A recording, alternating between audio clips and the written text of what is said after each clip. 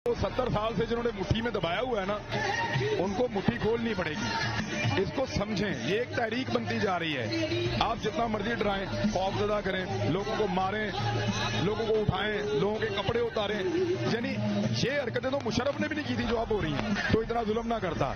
लेकिन डिक्टेटर से ज्यादा जुल्म करने के बावजूद ये लोगों का आप जज्बा देख लें, ये मुश्किलात बढ़ती जाएंगी। पाकिस्तान को इकट्ठा करें, आप यूएन से इंक्वायरी करवा लें।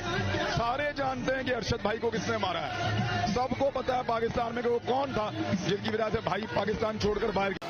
बिस्मिल्लाहिर्रहमानिर्रहीम। अस्सलाम वालेकुम नाज़रीन, मेरा नाम अमजद एजाज़ है। आपका शुक्रगुजार हूँ, आपने मेरी वीडियो के लिए अपना वक्त निकाला। एक बहुत ही बड़ी खबर, सहाफ़ी इमरान रियाज़ बाज़ियाब घर पहुँच गए हैं। नाज़रीन आपको बताते चलें, एक बहुत बड़ी खबर, सहाफ़ी इमरान रियाज़ बाज़ियाब घर पहुँच गए हैं। नाज़रीन आपको बताते चलें, बहुत बड़ी खबर, बहुत बड़ी खुशखबरी, सहाफ़ी इमरान रियाज़ बाज़ियाब घर पहुँच गए हैं। ये सियालकोट पुलिस ने बताया, सियालकोट पुलिस ने बताया है कि सहाफ़ी इमरान रियाज़ बाज़ियाब घर पहुँच गए हैं।